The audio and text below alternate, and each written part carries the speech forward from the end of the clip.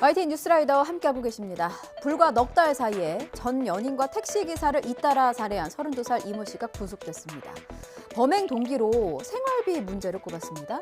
지금 걱정이 되는 건요. 혹시나 추가 범죄가 더 있는 것인가 하는 의구심입니다. 집안 곳곳에서 혈흔이 추가로 발견이 됐거든요. 경찰이 집중 수사하고 있으니까 지켜봐야겠죠. 자, 오늘 또 하나의 관심은 바로 이것입니다. 오늘 신상공개위원회가 열립니다. 끔찍한 범죄를 저지른 만큼 얼굴과 신원이 공개될지 지켜봐야겠습니다. 박정현 기자의 보도 보시죠. 택시기사 살해는 계획하신 건가요? 추가 범행은 없나요?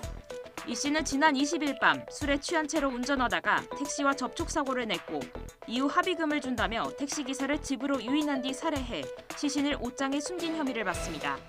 경찰은 범행이 일어난 집의 주인인 50대 여성의 행방이 묘연한 데다 이 씨의 차량 뒷좌석에서 혈흔이 발견되자 이 씨를 추궁하기 시작했습니다. 결국 이 씨는 연인 관계였던 이 여성을 지난 8월 살해했다고 자백했습니다. 그러나 이 씨가 살던 집안 곳곳에서 혈흔이 추가로 발견됨에 따라 추가 피해자가 있는지도 계속 수사할 계획입니다. 이혼한 뒤 13년 동안 양육비를 한 푼도 주지 않은 남성이 검찰에 넘겨졌습니다. 두 아이의 양육비 1억 2천여만 원을 지급하지 않은 혐의입니다.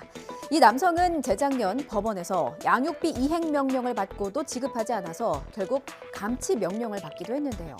양육의 책임마저 져버린 이른바 배드파더가 검찰에 송치된 건 이번이 처음입니다. 이혼은 배우자 간의 이별일 뿐 자녀와의 이별이 되어서는 안 됩니다. 천륜을 저버리는 일은 없기를 간절히 바랍니다. 자, 이런 가운데 우려스러운 연구 결과도 나왔습니다. 20, 30대 젊은 남성 중에서 경제 활동을 하지 않고 이혼까지 한 경우 극단적인 선택을 할 위험이 17배 넘게 높아졌다는 겁니다. 같은 나이에 경제 활동을 하는 기혼의 집단과 비교한 수치입니다. 이유한 고려대 의대 교수 연구팀이 지난 2008년부터 10년 동안 자살 사망자 전수 자료를 분석한 결과라고 하는데요. 실업과 이혼 등을 경험한 사람들이 겪는 심리적 타격, 상실감 등 정신적인 어려움은 더 클 수밖에 없죠. 연구팀은 이 같은 연구 결과를 발표하면서 사회적 지원책을 마련하는 게 중요하다고 밝혔습니다. 다음 소식입니다. 하루하루가 금보다 더 귀한 순간인 분들, 바로 일본군 위안부 피해자들입니다. 이옥선 할머니가 결국 시간을 이기지 못하고 또 그토록 원하던 사과 한마디 받지 못하시고 세상을 떠나셨습니다. 할머님의 명복을 빕니다. 생존자는 이제 단 10명뿐입니다. 안타깝게도 남은 10분의 할머님들마저 시간이 얼마 없습니다. 어제는 2022년 마지막 수요 집회가 열렸어요. 비가 오나 눈이 오나 매서운 칼바람이 몰아치나 소녀는 이렇게 꼿꼿하게 앉아 일본의 사과만을 하염없이 기다립니다. 강민경 기자가 현장에 다녀왔습니다. 2022년 마지막 수요일 일본 대사관 앞. 추모곡이 울리는 무대 및 작은 단상에 3명의 영정사진이 놓여 있습니다. 지난 27일 숨을 거둔 이옥선 할머니를 포함해 올해 돌아가신 위안부 피해자들의 넋을 기리기 위해서입니다. 눈 감으시기 전에 할머니의 명예와 인권을 회복시켜드리지 못함에 송구스럽기 그지없습니다. 16살 때 중국으로 끌려간 이옥선 할머니는 귀국한 뒤에도 고향으로 돌아가지 못했습니다.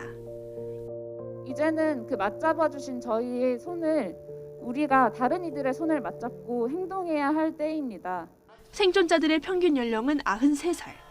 할머니와 함께한 사람들, 할머니를 기억하는 사람들과 함께하고 기록으로 전해지는 할머니들의 흔적을 더듬어 볼 뿐입니다. 20대 초반을 지금 살고 있는데 사실 이 문제가 발견된 지는 아직도 해결하지 못하는 것이 정말 안타깝다고 생각을 합니다. 위안부 피해 할머니들은 당사자를 배제한 채 이루어진 7년 전 위안부 합의를 거부하며 일본 정부를 상대로 손해배상 청구 소송을 계속 진행하고 있습니다. 하지만 일본 정부는 주권 국가가 다른 나라 법정에서 재판을 받을 수 없다는 국가 면제 원칙을 앞세워 무대응 전략을 고집하고 있습니다.